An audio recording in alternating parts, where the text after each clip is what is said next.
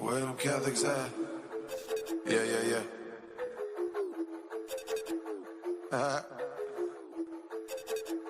Yo, where them Catholics at? Man, what's the matter with these bishops? And welcome back, everybody.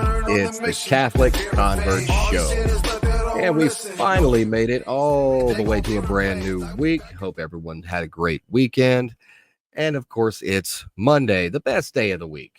I know people complain about Mondays. I used to, but I don't have a real job anymore, so I don't have to. I get to sit on my porch, drink my tea, and watch as all my neighbors scramble out the door to make it to work on time. So, yeah, I don't know what they're complaining about. It's a great day. Yeah. It's been an interesting weekend, hasn't it? It certainly has been. A lot of stuff going on. A lot of stuff going on. And I know the National Eucharistic Congress was coming up to a close this weekend. Mm-hmm. And middle of the day on a Sunday afternoon, everybody on Biden's staff has to find out from a tweet that he's dropping out of the race. It's so weird. And not just that he's dropping out of the race. I'm glad the old guy did, because I kind of felt bad for him up there, having to be pumped full of vitamins and drugs to remain coherent. You know, it gets to the point where you just feel bad for the guy, no matter what his policies are or were. Or you feel bad for him as an elderly guy, just constantly being seen on the decline. And then, he has these moments of clarity. Well, I used to be in nursing, and I watched plenty of people on the dementia units do the exact same thing, lucid for little bits at a time. And the next thing you know, they think they're Joan of Arc. Yeah. It's kind of heartbreaking. I wouldn't want that for my grandfather. No, not at all. Not at all. But now it feels like we're in this weird season of America. Like, we got new writers this season, right? Last season they had nothing but, no, seriously. Last season we had that weird experiment with DEI writers that was causing all these subscribers to cancel. And now we've got fresh new writers, and they're just kind of writing each episode on the fly, that there's no real narrative anymore.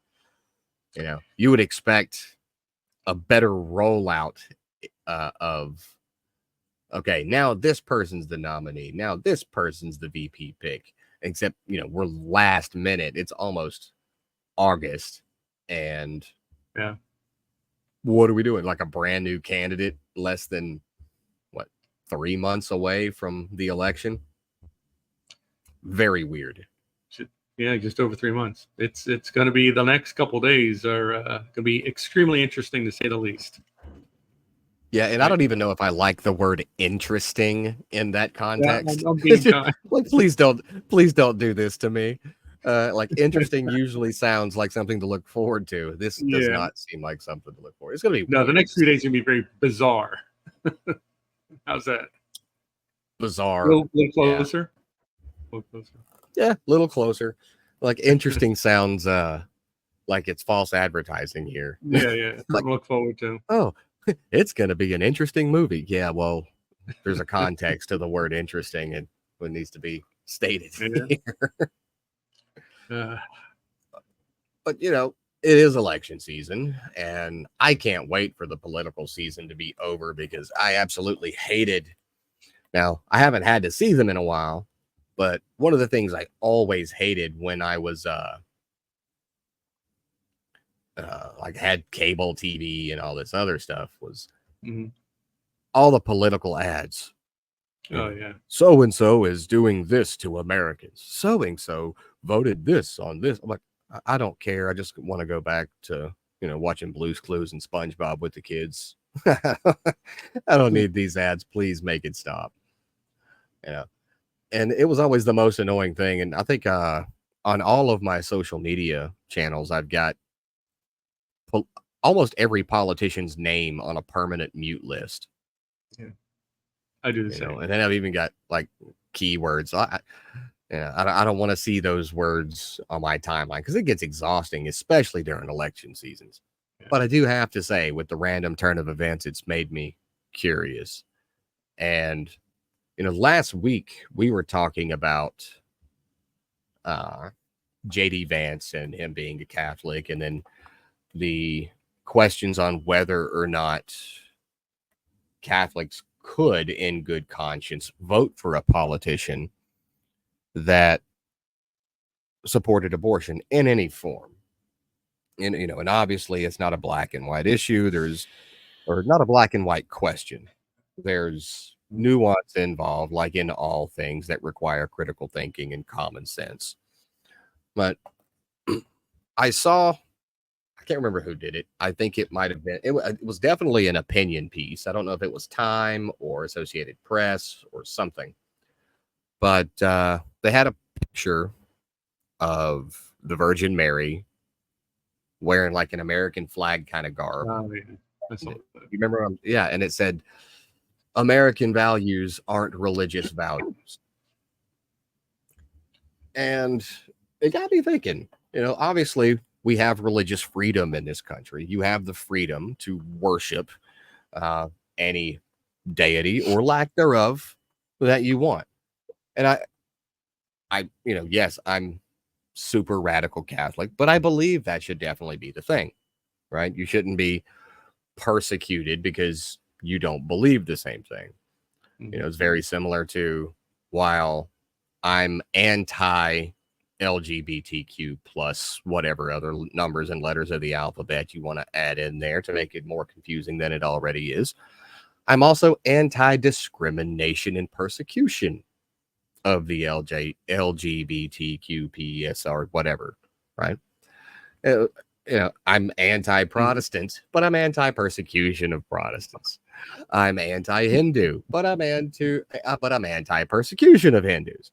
I do believe everyone should have the right to believe as they want, right?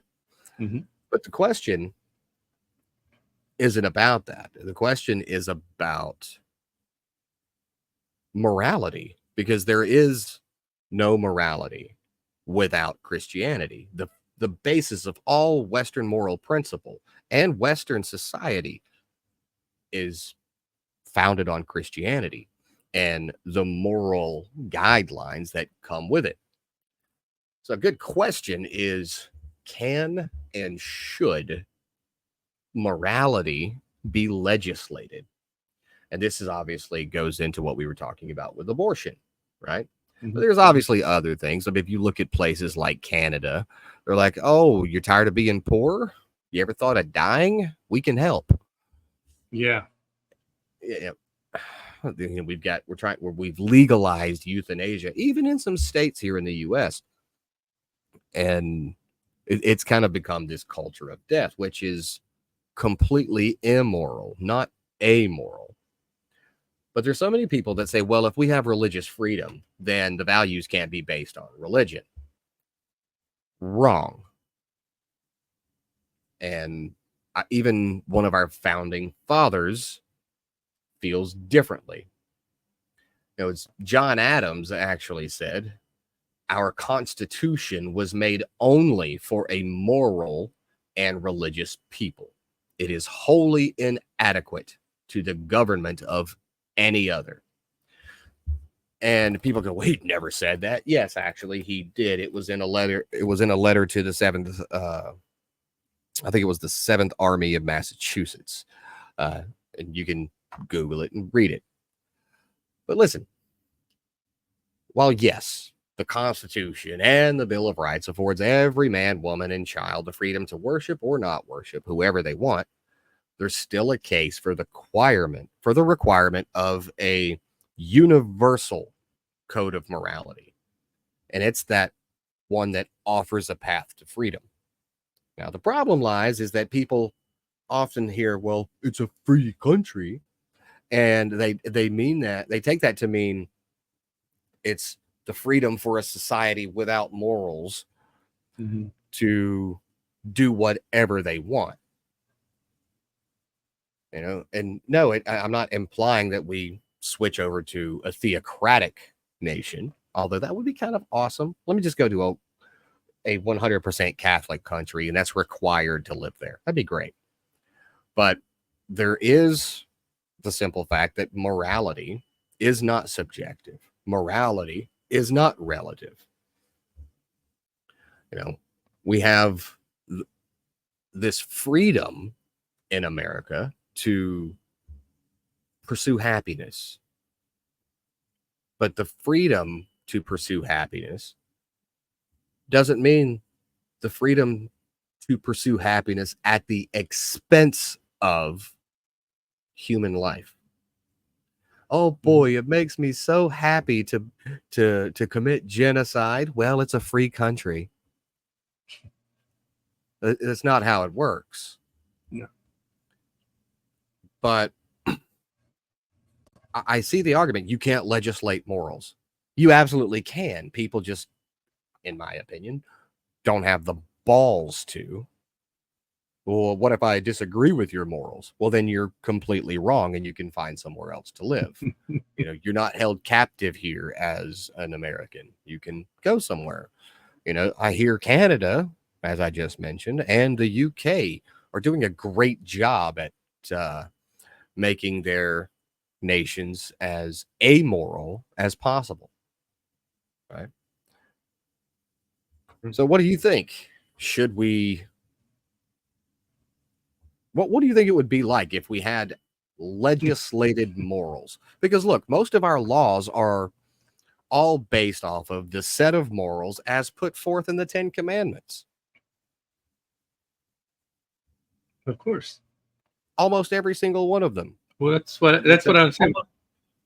Yeah. So what do we do, man? I mean, yeah. So how do we reconcile that with the argument that it would infringe on religious freedom? Yeah, because I don't think that it would in any way, shape, or form. What is, you talk about morality, and what is, I mean, on a very basic level, morality is distinguishing between right and wrong. Morality is distinguishing between good and bad. And so, I mean, isn't that what our laws do in effect? And now some people might have a different philosophy or belief of what is or isn't moral. I mean, obviously you and I would say that abortion is very immoral. And I've seen because it is actually making the, and I've seen people trying to make the argument that abortion is very moral. I've seen pastors at certain churches up at the little in the ambo there saying that the moral thing to do is to allow abortion. But again, like you were alluding to earlier, is that some people could be very wrong with what they believe to be moral or immoral, because morality is not subjective, it's objective. And so I think that whether we want to admit it or not, our laws are already, theoretically at least, based on the 10 Commandments, however loosely. And so they are based on a set of morals that were placed. Because think about it, if this comes down to a larger issue, though, and you talk about freedom of religion and things like that, but it used to be not such a big issue, because it used to be that the vast majority of people, we limit it to talking about our country, believed in the existence of God. I'm sure for the most part, most of our history, United States, it was well over 90% believe that. Now those numbers are dropping. So I would make the argument that there is no morality. Without morality, there are no laws. So, for people, that's why, and I think that's why we're drifting in the direction we're drifting, because there are so few people. I mean, there are a lot more people nowadays who don't believe in God. And so they are open to a broader understanding of morality, and they will allow things like abortion and euthanasia and some of the other crazy stuff.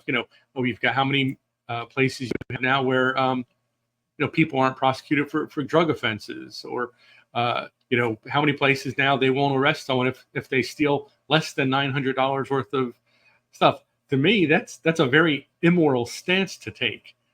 Theft is theft. Drug abuse is drug abuse. Selling of drugs is selling of drugs. There's no, you can't put like a limiting factor on those sort of things as to if there's a line that you have to cross in order for your activity in those areas to become immoral. It's either immoral or it's not. But this is what's happening. So as we become a less moral society, based on the fact that we become a less God-fearing and God-believing society, this is where we wind up.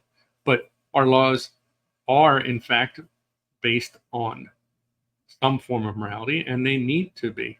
I mean, you think, but look at the animal world. There are certain animals that one will walk over to another who has food that they've found somewhere, and they'll kill that animal to take their food. Now, they're not going to have a meeting of those animals down the way and say, well, is that a moral thing to do? Should we punish him for doing that? No, it's just how they live. And I don't want to live that way. I don't want to live in a society that we have no morals, no value system. Why is murder illegal? Because it's immoral.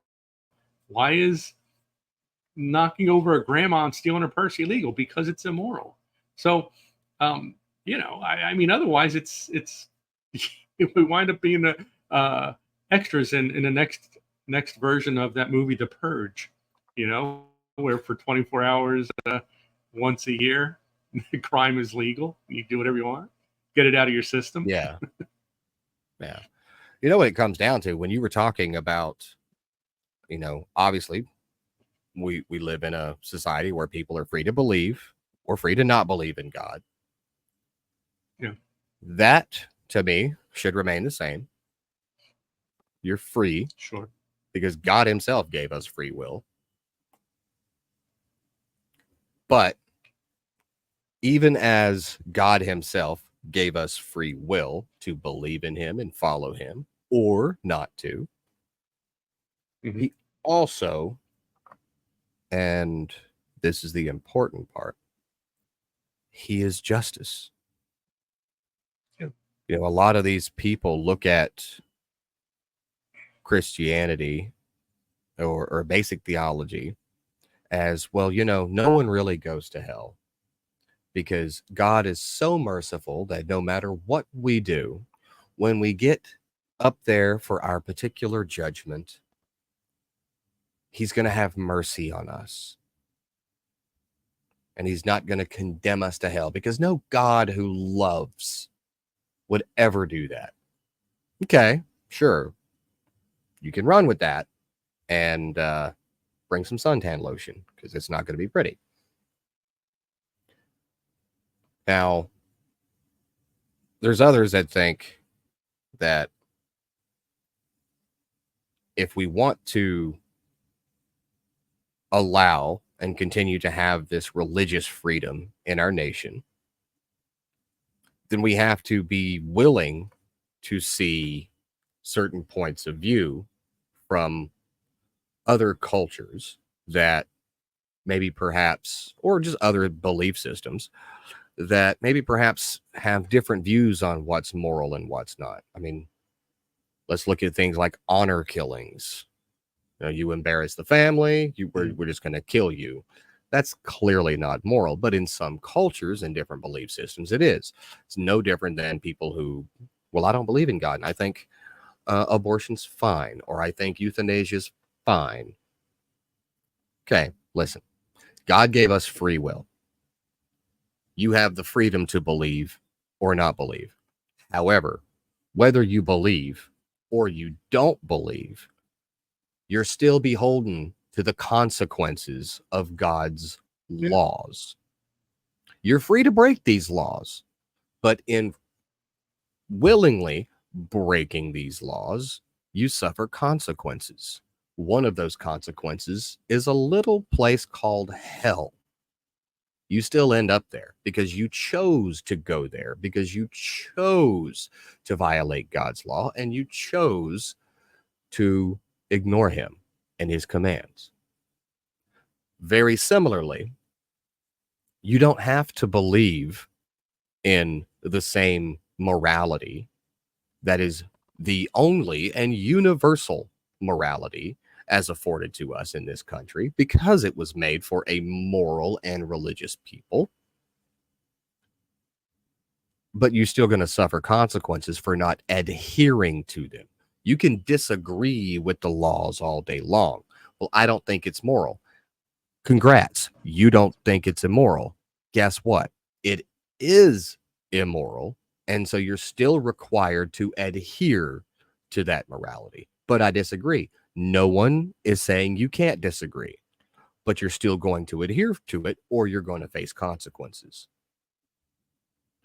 And I think some of our politicians, not even think, it's blatantly obvious, some of our politicians have forgotten about that one little element. But no, you don't have to believe as we do, but you're still going to follow the same code of morality. Whether you believe it or not, you're going to, or you're going to end up in a cell or worse. Mm. And if we could just get that, we could get someone in office to take that one little extra steps. Sure, you don't have to believe in Christian morality, but you'll still adhere to it whether you believe in it or not, or you'll face consequences. And I'm not saying Christian morality is in, well, you got to believe in God, you got to go to church. No, you don't have to do that. But the main tenets of morality, good versus bad, those aren't going to be compromised on whether you believe in flying spaghetti monster in the sky, no one at all, or God himself. You're still going to follow the rules. You don't have to like the game. You don't even have to play the game. Just don't live here. Mm. And I know it sounds like you're a fascist. Well, if you know, so many people are confused. Look, if advocating for morality being universal and following for and making sure that morality is never compromised simply because some weirdo wants to disagree, then fine, I'm a fascist.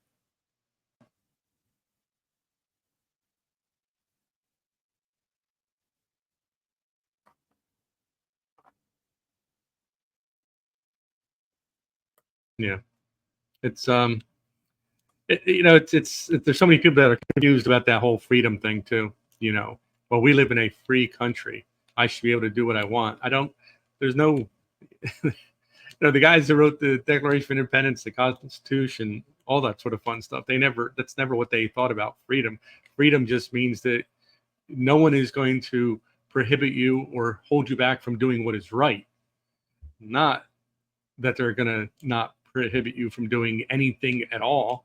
I mean, because then when people say this is a free country, I can do what I want. I say, hey, can you rob a bank? Can you murder someone? Can you do all these things? And they'll say, oh, no, you have to have laws. Okay, well then, you know, you're arguing with yourself. You're telling me that we live in this free country, which means I can do whatever I want. But then you're able to give me all these examples of things that you certainly cannot do. And you support not being able to do those things. So you do understand that there are limitations in a free society, and those limitations are based on morality. And it's just, I don't know, it's such an interesting concept to me. And again, you know, this whole idea, well, my morality might be different than yours. Okay, well, you were saying it doesn't matter. You still have to follow the rules. There are consequences. You know, when I was in college, I had the freedom to not study for exams. Okay. And the consequence was that I failed those exams. You know, I mean, in everything that we do in this life, there are consequences. Some of them are good, some of them not so good. And so you have to be willing to accept those. And that's the price you pay, if you put it that way, for living in a society that has laws, that has rules, that has morality. And I don't know, this concept that freedom means that you can act immorally is ludicrous. You know, that doesn't, there's no, I don't think there's a country that runs by that sort of a way of looking at it. No, there isn't, but there are plenty that try to make it that way. However, that usually ends up being one of those rules for thee, but not for me kind of things. Never works. You know, and it doesn't work. But there's plenty of people that go, well, why should we have to have a government that tells us what to do? I don't think we should. You're welcome to not think we should. And to a degree, I'm in 100% agreement with you. No, there's a lot of things you shouldn't tell me that I shouldn't be able to do, like collecting rainwater, homeschooling my kids, going to church where I want to go to church, owning firearms, right? Simple things that are immutable rights. No, you shouldn't have people telling you can't do that, but you cannot commit immoral acts. Well, I don't agree. It's okay to not agree, but you're still going to abide by it or face consequences. Well, that's wrong. Well, then you're more than welcome to face consequences while disagreeing with them. It's that simple. And honestly, I'm really looking forward to the day. Yeah, I'm looking forward to the day when we completely criminalize abortion. That'd be great. It'll be great. I mean, as a moral country, we should. You're a fascist. Yeah, exactly. You're a fascist. Okay, cool. Y'all tried to tell me I was killing y'all tried to tell me I was killing grandma because I didn't wear a mask or get vaccinated during the entirety of all COVID. Listen, I don't know her, but if you're her grandchild and that's what you're accusing me of, do we really lose anything? And I know that sounds mean, but come on. Like the ad hominem weird, hypothetical attacks and accusations, they don't have any work. Those don't work anymore. It just makes you look like a screaming, impetulant child. But it's fascism. Okay, fine. It's fascism, but we should have it anyway. Even though it isn't fascism, I'm just going to agree with what you call fascism and say, yep, sure is, and we should have it. Yeah. But no, I don't see how it's a difficult concept to understand, but we keep seeing it more and more and more hop up in most of the political discourse we have. They don't think that people should have the freedom to, for example, I don't want to get vaccinated. And I didn't. None of my kids were. My wife wasn't. I didn't want to wear a mask. So we didn't. I didn't stay at home. We traveled the entire eastern seaboard by plane, train, and automobile. And it was fun. We had great time, and traffic was a lot less because people were locked down. So we had a great time. Well, that somehow makes it seem that I should be punished for it. But it's totally okay to murder an unborn child and dismember it on a table. Sure. One of those things is not immoral. One of those things is. If you can't see the difference, you are part of the problem. Sure. But I am looking forward to, because I don't think that we're ever going to have even a sliver of a chance that whoever the Democrats bring out as the nominee, there's zero chance Trump doesn't win. Like zero chance. There's no way to mount a successful campaign and get enough electoral votes after the mess we've seen over these last 4 years. Yeah. And then suddenly you've even got people who supported Biden pissed at Biden because he's out. I guess all those people that voted for you didn't mean anything. Well, guess what? They probably never did. If he even knew they existed, because, he's not all there anymore. But I wouldn't mind a little bit of crackdown on the enforcement of legislated morality that adheres with what our founding fathers did. It'd be a nice little turnaround. It would. It would. Yeah. The thing of it is, it comes down to a very simple truth. There are absolute truths and there are moral absolutes. But we've convinced ourselves that each one of us can have our own set of absolute truths. Each one of us can have our own set of moral absolutes, and that's how we find ourselves in this situation. The relativism I talk about all the time. Relativism destroys societies. It honestly does, and that's where we find ourselves now, where it's okay to have different beliefs, different truths than that person next to you, and that's again that's crazy. It doesn't exist. There are absolute truths, and You are you know, free to because be people will say, delusional, though. you know, I've actually asked people like, well, what if there's a society that you stumble across? What's that? Yeah, exactly right. Yeah.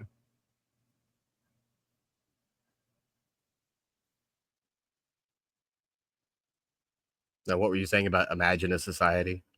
You just kind of stopped. No, no. I was just saying that you stumble upon you stumble upon this isolated society somewhere where they are you know, they're cannibals and they eat each other just because that's what they do, and there will be people that say, well, that's fine because that's who they are. That's what they believe to be true. That it's okay to eat your neighbor, and it's okay even if there are a myriad of other food sources available. I mean, we're not talking about, you know, a plane crashing in the Andes with a soccer team. We're talking about you know, plenty of vegetables, plenty of animals running around that could be captured and killed and eaten, stuff like that. But just that it's like their custom, their tradition to you know, eat people they don't like, for instance, or whatever. And people will defend that, saying, yeah, well, they can have a different set of morals than you can. They can have a different set of truths than you can. No, you can't. You know, something is morally right or it's morally wrong. Something is Yeah, true or it's that's not what people true. don't There's like, not. though. They don't like it that, well, that I know must they mean don't like that. someone's wrong. It almost goes to that root of the participation trophy thing. Yeah, Well, everyone won. No, they didn't. There were yeah, losers. And just like there is someone who is right and there is someone who is wrong. There are things that are true and there are things that are sure. untrue. Well, I believe what you think is untrue to be true. Well, then you're welcome to be a delusional lunatic, but it doesn't make it doesn't change the fact. Yeah, And I don't yeah, understand why people are so shocked when you take that position. No, this is universally true. Yeah, but I don't believe in it. I don't care if you believe in it or not. It's like you not believing in gravity. It's still there. You know, it's a universal truth. I don't believe in yeah, gravity. Yeah, well, if you jump off your building, you still fall. So it doesn't really give a damn if you believe in it or not. yeah, I'll yeah. tell you what. The I'll tell other you what's thing that I really see fascist. happening is What's really you'll see fascist a lot is of these truth. man on the street. Yeah, a lot of these man on the street type of interviews with younger generations, college age kids, for instance, and when they're questioned about something that is you know, a sticky issue at this point, um, and their response be, and it could be like, you know, I'll bring up as an example, you know, the whole trans ideology thing, and you know, you'll say, do you believe that this person standing next to you, who until, you know, 5 months ago went by the name Tom, and was a man all their entire life, and now they've come to the realization that they are actually a woman and they want to be called Sue. And you know, do you believe that?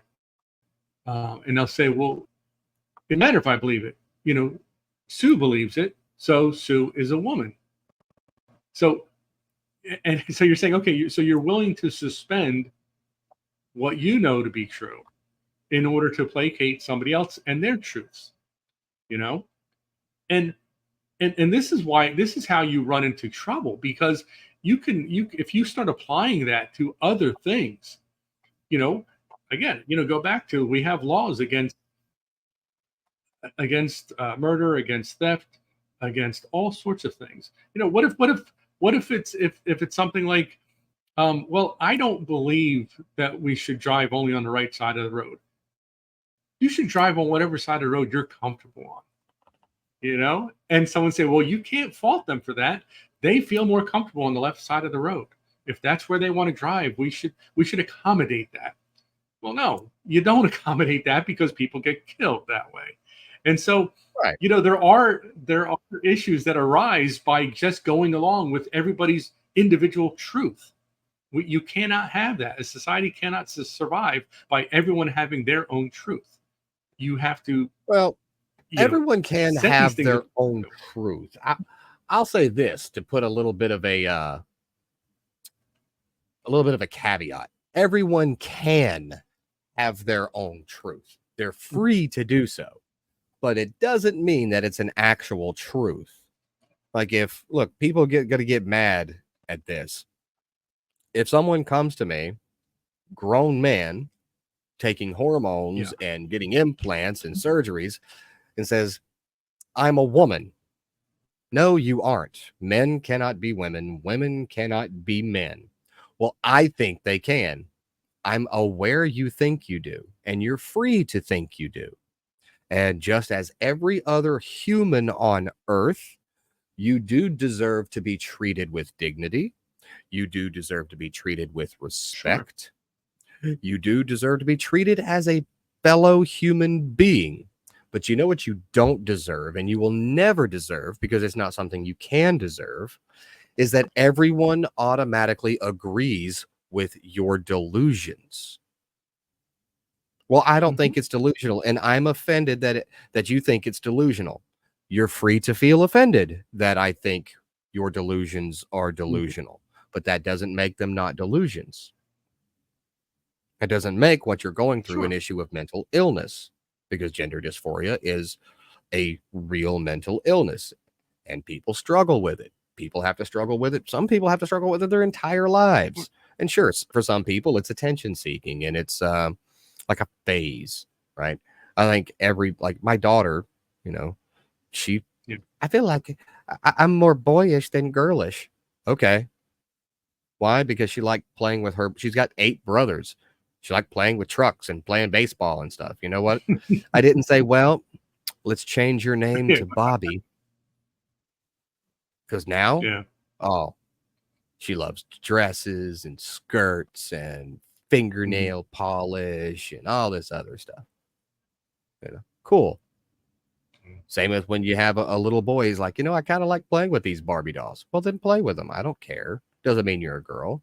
And then a few years go by.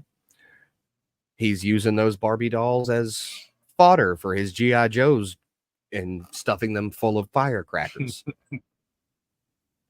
Right? But you have the freedom to believe whatever you want to believe. You do not have the freedom to force other people to believe as you do. And it's the same with the issue of morality. Sure. You do not have the freedom to violate the universal code of morality, even if you don't believe it to be a universal code of morality. You don't have to believe it, but it is an immutable and universal truth. That's like what people always try to say to me. What do you mean Catholicism is the one true faith? I mean, it's the one true faith. So you're going to say that Protestantism and Hinduism and none of that are wrong? Yes. So you think their souls are at risk for not believing as you do? Yes. So you're trying to hate them? No, I'm not. I think they're wrong. Look, if I ask you a math question and you get the answer wrong, and it's wrong, it doesn't mean I hate you. I'm just saying the answer was wrong. There's still a right answer out there to get. And Catholicism is the and only the right answer. Right? But disagreeing with you and not believing your delusions or mistaken beliefs or incompletely formed beliefs isn't hatred. I'm not transphobic because I know that men cannot be women and women cannot be men. I'm not a fascist because I know that morality is universal. It is not subjective. It is not relative. Morality is morality. There is good, there is bad, there is right, there is wrong. If you disagree with me, that doesn't make you a fascist or a socialist or a communist or whatever other isms that are out there. That just means you're wrong. And it's okay to be wrong. I've been wrong once or twice in my life too. It doesn't feel good, but that's how it is. Yeah. Well, that's also the thing where, and you say that, like, people will say that if I don't agree with what you're saying, if I don't agree with the way you're living your life, with something in particular you're doing, I hate you. I'm showing hatred to you, which is weird to me because in the vast majority of cases, it's actually quite the opposite. It's somebody who loves you. Like if you say to me, you know, yeah, okay, I abuse drugs, okay, but that's fine. That's my choice to do, and you have to be okay with that. No, I don't have to be okay with that. And if I love you, I'm going to, every time I see you, say you need to stop doing that crap. You need to clean yourself up. You need to do something about that. You need to get help. That's called love. That's not called hatred. And that's another issue that we have, especially with younger people. This idea of that you have to accept me and you have to accept everything I am, everything I do, everything I say. And if you don't go along with all of that, then you hate me. And I think we've done such a disservice to our young people by teaching them that acceptance is the definition or the way that you show that you love someone, that you accept everything that they stand for, everything they believe, everything they say, everything that they do, every action of theirs. You have to accept it in order to show love, which is crazy. If someone decides to step out in front of a, I'm going to reach out, I'm going to grab them and pull them back, and then I'll worry about the consequences of my action later. But yeah, I'm not going to say, oh, well, I accept their decision to step in front of a bus and get splattered because I love them. That's such a stupid thing to say. But that's the way we're taught today to look at things and to look at people, is that if you love someone, you will just accept every single thing about them, right or wrong, good or bad, moral, immoral, or whatever.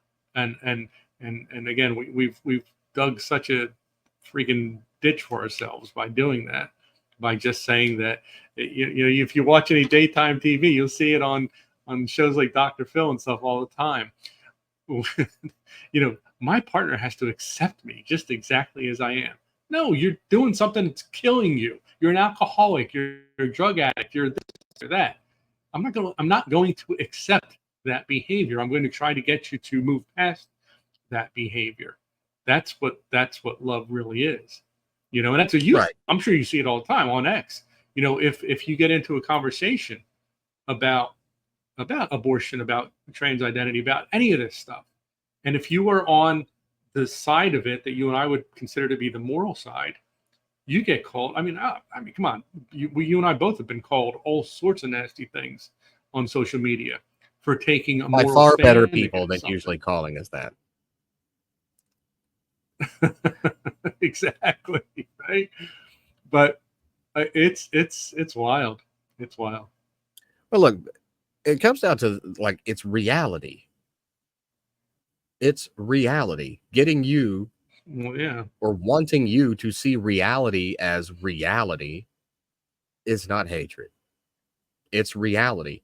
The fact that you cannot accept reality is your own personal issue that, one, I will pray for, that you find your way through it, and two, you still ultimately have to accept. And if you don't accept it, it still exists and it's unchanging.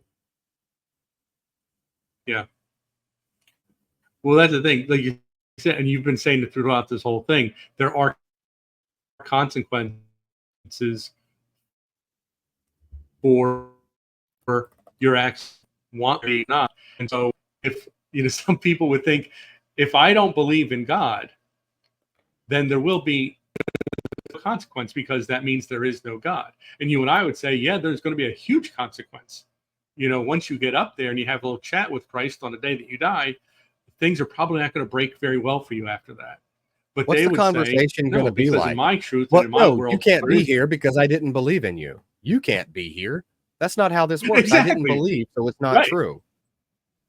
It's exactly. Again, I go back to using gravity as the example in this. I do not believe in gravity. I absolutely not. I don't care if other people say it exists. I'm jumping off this building. Well, you just had your kneecaps shoved through your nose on impact. So doesn't matter if you didn't believe in it or not.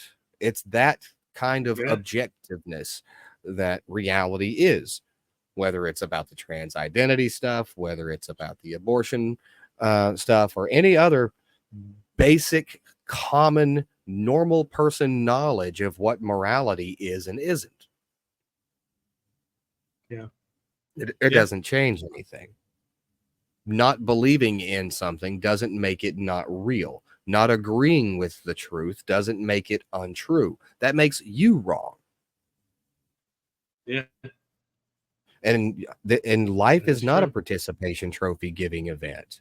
You don't get, you don't get recognition for just showing up. It's like you're either right or you're wrong. And well, I don't think I'm wrong. Well, then you're wrong about not thinking you're wrong. We're just going to keep adding layers to that until you just accept reality for what it is.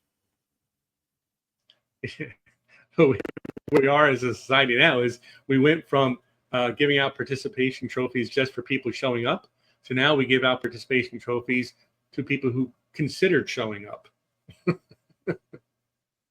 Right.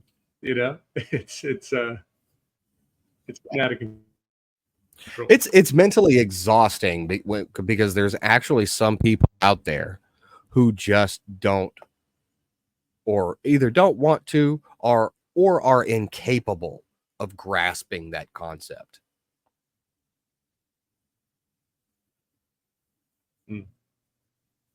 Like, it's mentally exhausting. And a lot of the times I'm just like, I want to just write them all off as lost causes, right? And be like, St. Jude, that one's for you because can't do it. It does feel that way sometimes. Yeah. I hear you. I'm with you. Yeah. Crazy. Well, I guess I'm going to see if you stuck to your word now.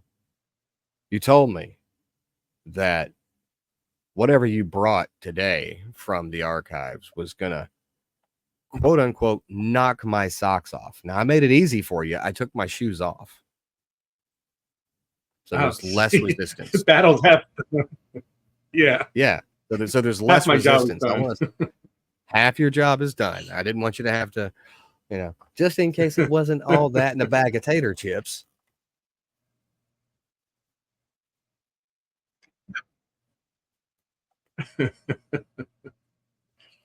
Well, let's see if we can knock any socks off yours or anyone else's. So I think that to this point, this would be the oldest thing that I've brought on. So we're all familiar, of course, with Thomas Aquinas, correct? Mm-hmm. Thomas Aquinas lived from 1225 to 1274. He was an Italian, and we're not going to hold that against him. He was a Dominican priest, of course. He was a philosopher, a theologian. He argued that God is the source of the light of natural reason and the light of faith. And of course, he's been described as the most influential thinker of the medieval period and the greatest of the medieval philosophers and theologians. He's best known for his, and a lot of people don't know that this work was unfinished when he died, but he's best known for the Summa Theologica or the Summa Theologia, which was written between 1265 and 1274 when he died. He's also known for his Eucharistic hymns, which are still a part of the liturgy or masses that we use today. We sang one on Sunday. He was a doctor of the church. Exactly right. So he's a doctor of the church. He's obviously one of Catholicism's greatest theologians.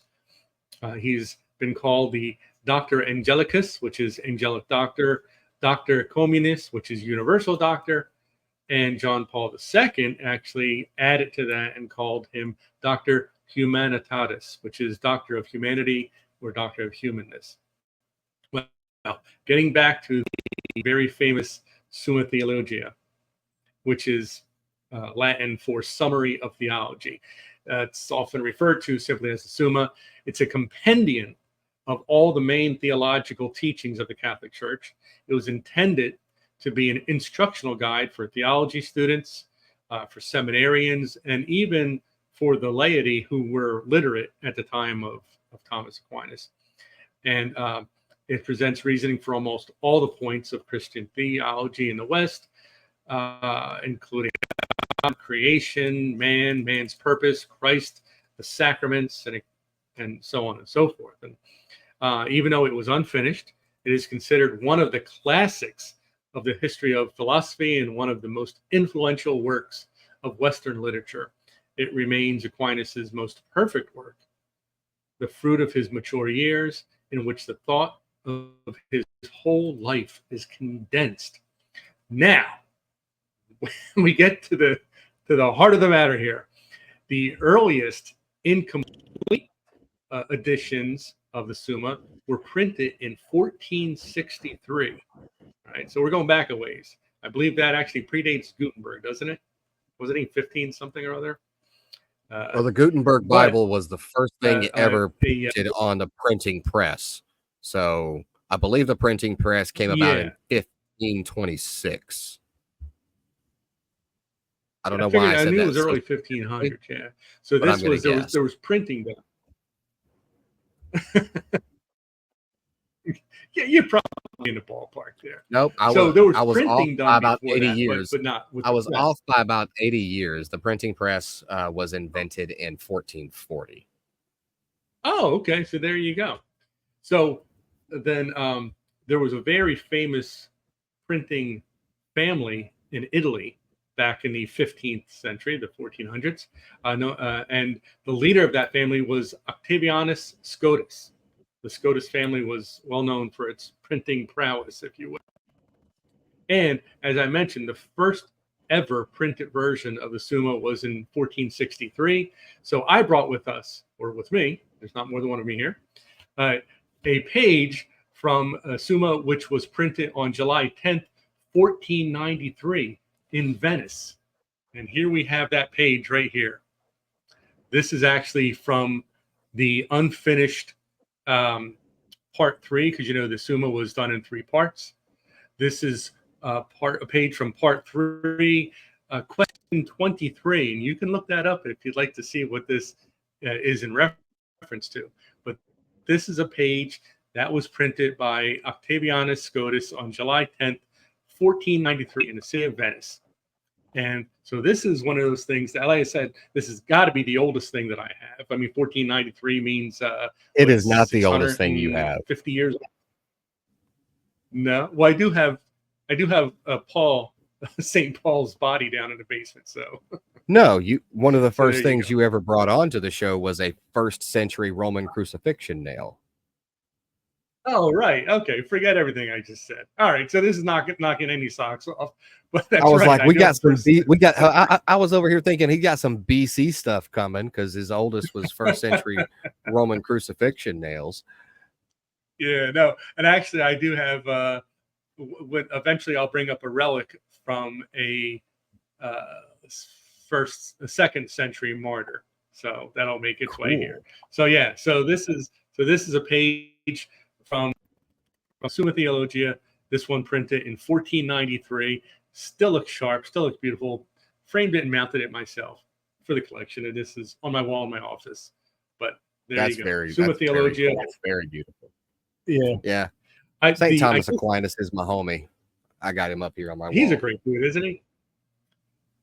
Yeah. There's I mean, if the complete book, if I had it, would actually sell for tens of thousands of dollars.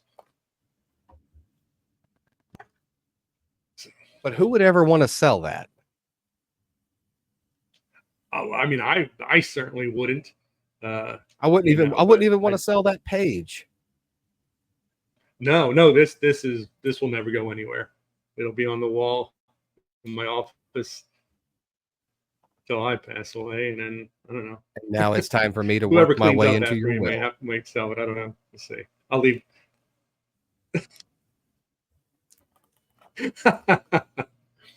I'll tell you what. I mean, it gets my collection. I mean, all this stuff will be left to various churches, I would imagine. Especially, I think someone would be love to have my collection of papal briefs.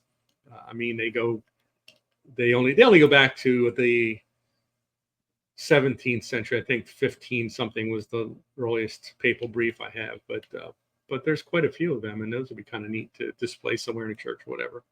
But Oh yeah. yeah, there you go. But I'll leave this one to you. How's that? Perfect. I'll at this rate, as long as you've lived, I'll probably won't inherit it until I'm 80. That is quite likely. I mean, Yeah. I've lived 120 years. I probably have another 120 left in me. Probably. But all right. Yeah. I'm glad we kept the discussion to something whimsical and light for the first episode of the week. First episode. Yeah. But we're wrapping it up here shortly. And want to do a reminder, because the last couple of episodes we've done, we've ran kind of long on the discussions, all the way down to where we've got mere seconds left before we hit that 1 hour mark for the show and don't want to go over our time slot. So I haven't been able to do this, but I want to take the time to remind everyone to go to the App Store on your iPhone or to the Google Play Store on your pagan Androids and download Holy Habits. It's an awesome habit tracker. It's free, although I'm hearing something in the works that there's going to be some additional features coming soon that will end up being part of a very small but paid plan. I don't think there will be tiers, but there will be some paid options. What's even cooler than that is if you want to upgrade. Now, this is probably a few months away, but so I'm not going to mention this again until it happens. But if you want to upgrade to a paid tier later, when they start rolling out, if that's something you would like to do, you're going to have, as a listener or viewer, subscriber to the Catholic Convert Show, you're going to have an exclusive code where you get it cheaper than everyone else. So if it was a $7 a month subscription, you're going to get it for like, I don't know, 4 or 5, something like that. Yeah. And it'll be specifically through this show that you get it cheaper. So, yeah. And I know that sounds unfair, but if you don't listen to this show, you probably don't deserve a discount. You should probably have to pay double. Probably. But all right, ladies and gentlemen, this one's definitely getting us kicked off the internet because I said true things were true and false things were false. But we'll see you all tomorrow. Have a glorious Monday. And remember, thanks for watching. Thanks for subscribing. And thanks for sharing this with all of your anti-Catholic friends. Nice. God bless everybody.